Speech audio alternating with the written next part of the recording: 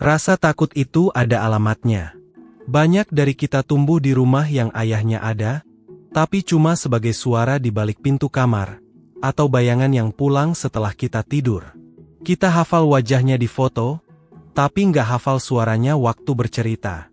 Luka itu menempel, dan begitu kita jadi ayah, kepala kita menyusun sumpah diam-diam. Gua nggak akan mengulang itu. Sampai bagian ini semuanya masih bagus. Masalahnya, kepala yang pernah terluka jarang mengoreksi dengan takaran yang pas, dia mengoreksi berlebihan. Jadi yang dipangkas bukan cuma jam kerja, tapi mimpinya sekalian. Yang ditolak bukan cuma lembur, tapi juga tawaran yang sebenarnya bisa mengubah hidup satu keluarga. Di kepala kita terbentuk satu rumus yang tidak pernah diuji, bahwa makin tinggi capaian seseorang, makin jauh jaraknya ke anak. Rumus itu kelihatan seperti kesetiaan. Padahal dia cuma luka lama yang ganti baju, lalu duduk manis di kursi pengambil keputusan hidup lu. Sekarang kita uji rumusnya. Rumus tadi berdiri di atas satu anggapan, bahwa waktu keluarga dan kemajuan pekerjaan saling berebut, kalau yang satu naik maka yang lain pasti turun. Anggapan ini terasa masuk akal, tapi dia lahir dari zaman kerja yang sudah lewat, zaman ketika hadir berarti duduk di meja kantor dari pagi sampai petang, lalu pulang membawa sisa tenaga. Cara kerja hari ini tidak lagi seperti itu. Ada penelitian besar yang terbit di jurnal ilmiah Nature, dipimpin Nicholas Bloom dari Universitas Stanford, yang menguji pengaturan kerja campuran, sebagian hari di kantor dan sebagian dikerjakan dari rumah. Hasilnya, jumlah karyawan yang berhenti turun sekitar sepertiga, sementara mutu kerja mereka tidak menurun. Artinya jelas, waktu di rumah bisa bertambah tanpa harus dibayar dengan prestasi. Jadi pertanyaannya bergeser. Bukan lagi pilih keluarga atau pilih pekerjaan, tapi bagaimana lu merancang keduanya supaya berjalan di jalur yang sama. Sekarang bagian yang paling jarang diomongin, yaitu harga dari menahan diri terlalu lama. Ambisi yang dipendam tidak pernah benar-benar hilang, dia cuma pindah bentuk.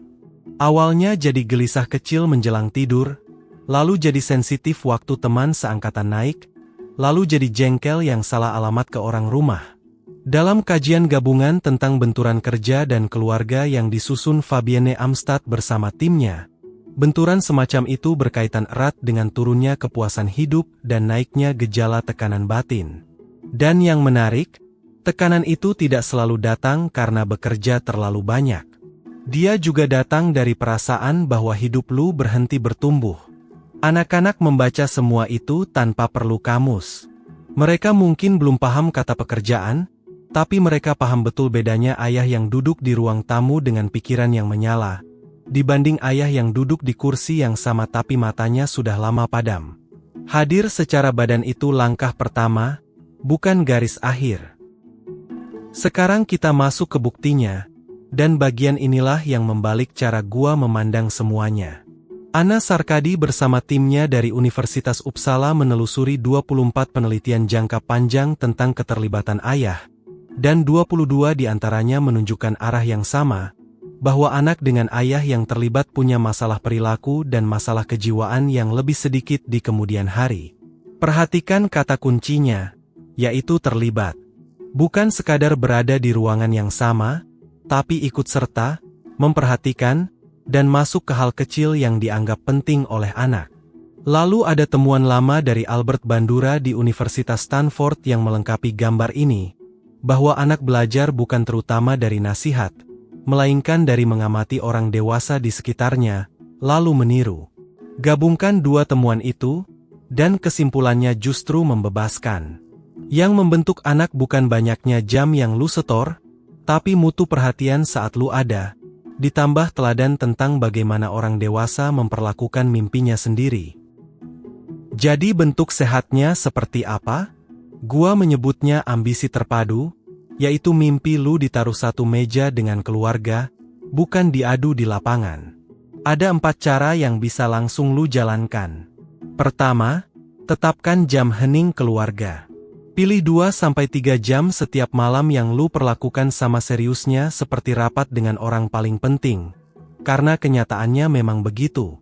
Kedua, buka kartu sejak awal ke atasan atau ke pemberi kerja soal jam tersebut. Batas yang diumumkan dari awal jauh lebih dihormati daripada batas yang dibela sambil marah. Ketiga, rapatkan siklus kerjanya.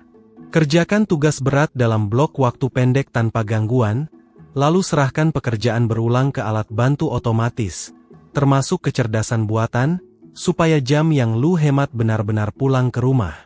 Keempat, libatkan anak dalam ceritanya. Tunjukkan apa yang sedang lu bangun dan untuk apa. Pakai bahasa paling sederhana, supaya kesibukan lu berhenti terasa seperti penolakan buat mereka. Terakhir, mari kita perbesar gambarnya. Universitas Harvard menjalankan penelitian yang mengikuti hidup manusia sejak tahun 1938, dimulai dari 724 orang, dan masih berjalan sampai hari ini di bawah Robert Waldinger.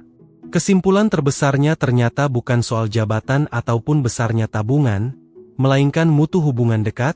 Itulah yang paling kuat meramalkan bahagia dan sehatnya seseorang di usia tua.